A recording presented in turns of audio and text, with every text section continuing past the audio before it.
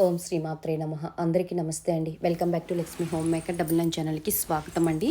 అందరూ ఎలా ఉన్నారు? బాగున్నారా? నేనైతే చాలా బాగున్నాను. మీ అందరూ బాగుండాలని మనస్ఫూర్తిగా భగవంతుడిని కోరుకుంటున్నానండి. నేను మొన్న షార్ట్లో మీకు చెప్పాను కదా, కృష్ణ తులసి తెచ్చుకున్నాను. నేను ఇంతవరకు రామ్ తులసి ఒక్కటే నేను ఇంట్లో పెట్టుకొని పూజించేదాన్ని. నాకు ఒక పెద్ద ఆవిడ లక్ష్మి 2 మొక్కలు అంటే రామ్ తులసి, కృష్ణ తులసి ఇంట్లో నాటుకుంటే చాలా చాలా మంచిది అని చెప్పారు కదండి. అందుకోసం నేను ఈరోజైతే నాటుకున్నానండి.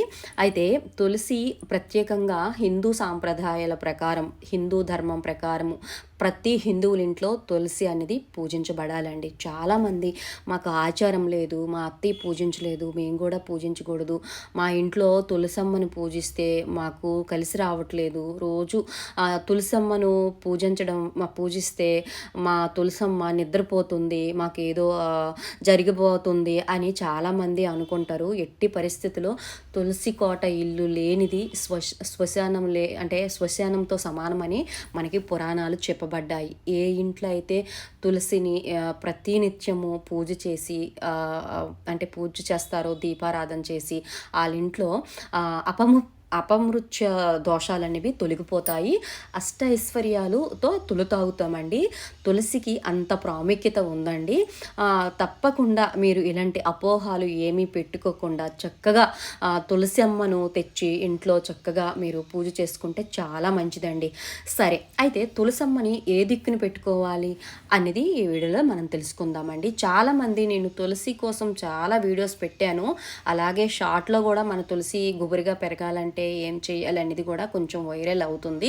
దాని కింద కామెంట్స్ అయితే చాలామంది సిస్టర్స్ అయితే నాకు అడుగుతున్నారు, అక్క తులసమ్మను ఏ దిక్కున ఉంచుకోవాలి, మా తులసమ్మ గుబురుగా పెరగట్లేదు అని చాలా వరకు నాకు కామెంట్స్ అయితే వస్తున్నాయి. ఈ వీడియోలో మొత్తం క్లియర్ చేస్తానండి, ఓకేనా? మీరు వీడియో చూస్తూ ఉండండి. ఎవరైనా కొత్తగా మన ఛానల్ని చూసినట్టుగైతే ప్లీజ్ సబ్స్క్రైబ్ చేయండి, అలాగే లైక్ ఇచ్చి మాత్రం చూడండి. మన వీడియోస్ అన్నీ కంటెంట్ ఉండే వీడియోస్ అండి, అందరికీ ఉపయోగపడతాయండి. ఒక 100 మందిలో ఒక 10 మంది అయినా సరే ఆచరిస్తే నాకు చాలా చాలా హ్యాపీగా ఉంటుందండి, ఓకేనా? సరే, అయితే తులసమ్మని ఎప్పుడు కూడా నాటినప్పుడు మనము ఏకాదశి రోజు ఇంటికి తెచ్చుకోవాలి. మీరు కొత్తగా తులసమ్మను నాటుకోవాలి అనుకునే వాళ్ళు ఏకాదశి రోజు మీరు తెచ్చుకొని ద్వాదశి రోజు నాటుకోవాలండి. అలాగే ఎప్పుడు కూడా తులసమ్మని దక్షిణ దిక్కున మాత్రం ఎట్టి పరిస్థితుల్లో ఉంచి మీరు పూజించకూడదు, అది చాలా తప్పు. ఎప్పుడు కూడా తులసమ్మని సింహద్వారం ఎదురుగా తూర్పు వైపు అయినా సరే, ఈశాన్యం వైపు అయినా సరే, ఉత్తర దిక్కునైనా సరే మనము తులసి కోట పెట్టి తులసమ్మని నాటుకొని ప్రతి నిత్యం మార్నింగ్ ఈవినింగ్ పూజ చేస్తే చాలా మంచిది. ఆ ఇంట్లోకి భూత ప్రేత అంటారు కదండి, అవేమీ దరి చేరవన్నమాట. చాలా చాలా మంచిదండి. అయితే నాకు పెళ్ళయి నాకు ఊహ తెలిసిన నుంచి, నేను తులసి పూజ చేసిన నుంచి ఎప్పుడు కూడా రామ తులసే నేను పెట్టేదాన్నండి. ఇంతవరకు నేను కృష్ణ తులసి నాటుకోలేదు. రెండూ కలిపి నాటమని చెప్తున్నారు చాలామంది పండితులు చెప్తున్నారు. నాకు తెలిసిన ఆవిడ కూడా సజెషన్ ఇచ్చిందని చెప్పాను కదండి. అందుకోసం మన ఇంట్లో చూసారా, నేను మొన్న తులసమ్మను నర్సరీ నుంచి కృష్ణ తులసి మాత్రమే తెచ్చాను. రామ్ తులసి అయితే ఈ కుండీలో అది పుట్టిందండి, నేను నాటలేదు. ఎందుకంటే ఇదివరకు మన ఇంట్లో కుండీలు వేరే మట్టి కుండ ఉండేదండి, దానిలో తులసమ్మ పూర్తిగా నిద్రపోయింది.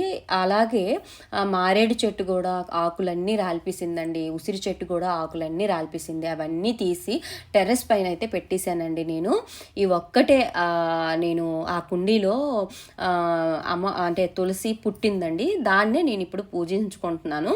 నాకు పెద్ద ఆవిడ చెప్పిందని చెప్పాను కదా, కృష్ణ తులసి తెచ్చి ఈ రెండింటిని నాటుకున్నానండి. ఎప్పుడు కూడా మనము తిథి చూసుకొని నాటుకోవాలి. అమావాస్య రోజు ఎట్టి పరిస్థితుల్లో నాటుకూడదండి, ఏకాదశి రోజు.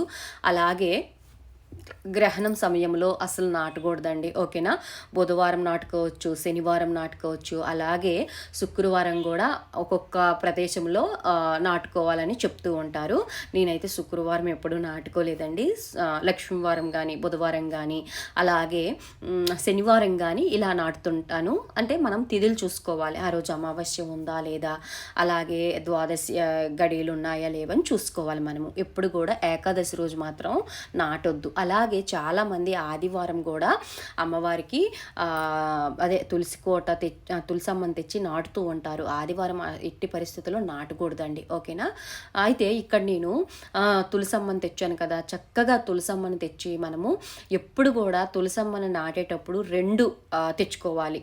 రామ తులసి మీకు అంటే ఇప్పుడు ఈ మనము రామ తులసి తెచ్చుకోవాలి, కృష్ణ తులసి తెచ్చుకోవాలి. 2 కలిపి మనం చక్కగా అంటే మనకి మట్టి ఉంటుంది కదండి, ఒట్టి మట్టి కాకుండా కొంచెం ఇసుక కూడా వేసి చక్కగా ఆవు కొంచెం ఉంటుంది కదా మనకి పేడ, అది కూడా కొంచెం మనము గత్తంలాగా వేసి చక్కగా మనము కుండీలో వేసి ఈ 2 మొక్కలు నాటితే మంచి సత్తు ఉంటుందండి, బాగా గుబురుగా పెరుగుతుంది. అయితే ముఖ్యంగా తులసి కోట మాత్రం ఎండ మాత్రం తగలాలండి. తులసి కోటకి కనీసం ఒక 2 అవర్స్ అయినా సరే ఎండ తగలాలి.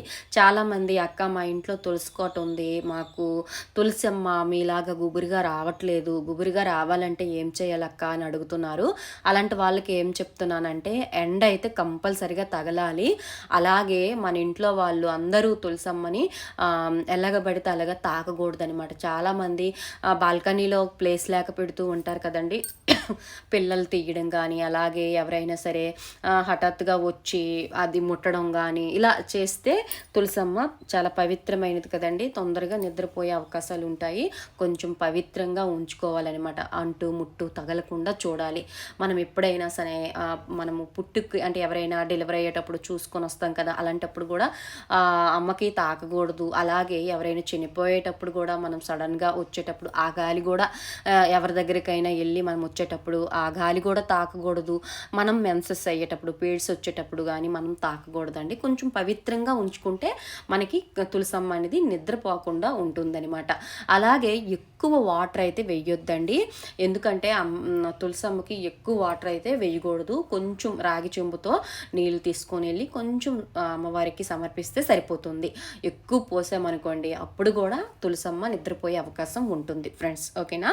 ఈ విధంగా రామ తులసి కృష్ణ తులసి 2 నాటుకుంటే ఆ ఇంట్లో ఐశ్వర్యం అనేది మనకి ప్రాప్తిస్తుంది. ఐశ్వర్యం అంటే ఒక్క డబ్బే కాదండి, ఆనందంగా ఉండడము, అలాగే ఆరోగ్యంగా ఉండడము, మన చెప్పిన మాట మన పిల్లలు వినడము, అలాగే మన భర్త వినడము, నలుగురిలో మనము హోదాగా అందరినీ అంటే నలుగురు మనల్ని గౌరవించడం, ఇలాంటివన్నీ ఐశ్వర్యం లెక్కే వస్తుందండి, ఒక్క డబ్బే కాదు ఐశ్వర్యం అంటే, ఓకేనా.